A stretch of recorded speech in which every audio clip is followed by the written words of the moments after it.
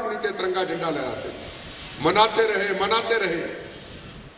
अब जो शपथ ली थी वो चैलेंज का वक्त आ गया कि भारत माता की आजादी की रक्षा करेंगे। हमें नहीं पता था इम्तिहान इतनी जल्दी आएगा। आतंकवादी हरमंदिर साहब के अंदर घुस गए, गोला बारूद बम लेके घुस गए।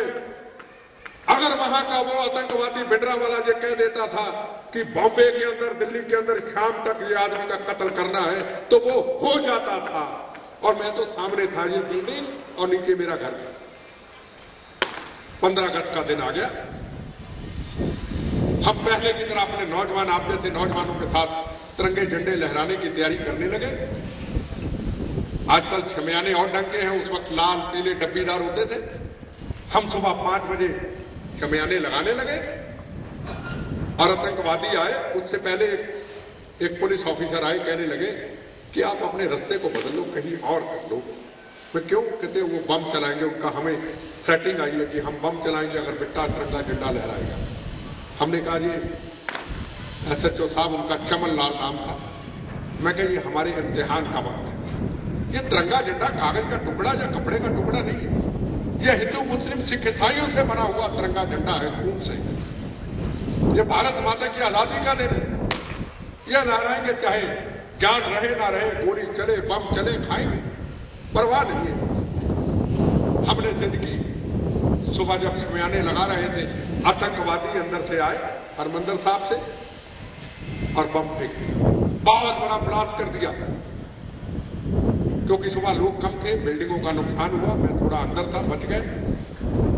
और मैं इनकी तरह दलेर था। मेरे पिताजी का रिवॉल्वर था जिसका मैं रिटेनर था। मेरे नाम का नहीं था पर मैं उसको रख सकता था। मैंने रिवॉल्वर निकाला और धुएं के निकलते हुए फायर करता करता आगे चला गया। कुछ लोग मत्था टेक के आ रहे थे हरमंदिर साहब से। मैंने कहा कोई देखा तो नहीं जाते हुए? कहता इधर को देखा, हम पीछे चले गए फायर करते करते। उतनी देर में वो हरमंदिर साहब में घुस गए। हमें मार भी सकते थे। एक रक्षा का सवाल था, भारत माता की पर तिरंगे झंडे आजादी की रक्षा का सवाल था। 11 बजे जब झंडा लहराने लगे, हमारे जैसे नौजवान थे, थोड़ी थोड़ी दाढ़ी थी, हमारी तरह पगड़ी थी, हमारे साथ बैठ गए। स्टेज ऊंची थी और झंडा लहराने से पहले पंफलेट फेंक दिए जिसमें लिखा था खालिस्तान जिंदाबाद। जब मुंह से कहने लगे खालिस्तान, हमने जिंदाबाद नहीं बोलने दिया। हमारे लड़कों ने हमने पकड़ लिया, जिंदाबाद नहीं, खालिस्तान सिर्फ। अब पुलिस वाले कहते हमें दे दो, मगर नहीं, आपको नहीं देंगे। पीट के फिर नीचे फेंका, अब ले जाइए। फिर आतंकवादी अंदर से चैलेंज आया। हजारों लोग थे कि हम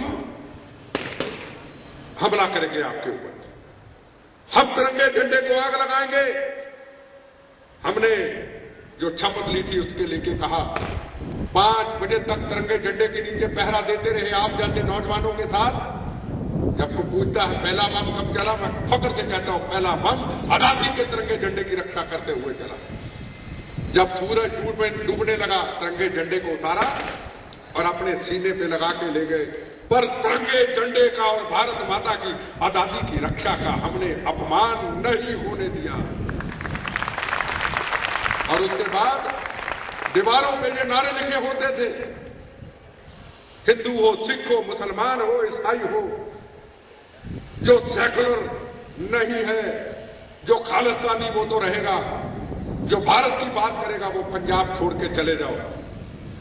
तो हम काला डब्बा चिट्टा रंग एक साइकिल स्कूटर पे निकलते थे, दीवारों पे लिखा करते थे, उनको मिटा के काले रंग से, चिट्टे रंग से लिखा करते थे, भारत मां के 4 सिपाही, हिंदू मुस्लिम सिख ईसाई, भारत एक धर्म नेक, राष्ट्र सेवा से बड़ा कोई धर्म नहीं। गोलियां चलती थी, बम चलते थे। अगर मेरे से पूछे कि कितने बम चले, मुझे पता ही नहीं कितने बम चल चुके, कितनी ये गोलियां चल चुकी। और मैं कई बार कहता हूं मेरी जिंदगी तो 30 साल से बोनस पे है। मैं मुफ्त में जी रहा हूं, तमाशा देख रहा हूं देश के सिस्टम का। हम तो मर चुके। हम कई बार भगवान को कहते हे भगवान, हम भी अपने जवानों के साथ शहीद हो जाते, हमें तो रखा, हम भी चले जाते। पर नहीं, भगवान कहता है ये तमाशा देख के आना कि आजादी की रक्षा करने वाले कौन कौन थे, देश की आजादी का अपमान किस किस ने किया। और अब भी कभी मैं सुबह उठ के भगवान के आगे प्रार्थना करता हूं तो मेरा एक ही होती प्रार्थना, हे परमात्मा, हे हनुमान जी, हे राम जी, हे गुरु गोविंद सिंह जी महाराज, सिर झुका के एक ही कहता हूं, हमारी मौत गंदी राजनीति करते हुए ना आए। हमारी मौत आए तो इस भारत माता की आजादी की रक्षा करते हुए, बहनों के सुहागों की रक्षा करते हुए, अपने बच्चों की रक्षा करते हुए, बम्बों और गोलियों से आए आतंकवाद से लड़ते हुए। अभी भी हम यही प्रेर करते हैं, क्योंकि जीवन बोनस है। इतने बम्बों से कोई बच सकता? एक गोली चले नहीं बच सकता। पूरी रॉड है मेरी कांधों में, पूरी लोहे की रॉडें हैं।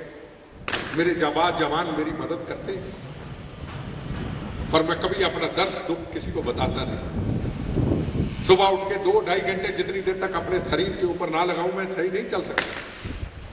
पर मुझे मौत का बिल्कुल डर और खौफ नहीं रहता। मेरे परिवार को मौत और किसी चीज का डर नहीं रहता। हम तो बोनस में है, मरना तो है ही, आज भी तो कल जाना है।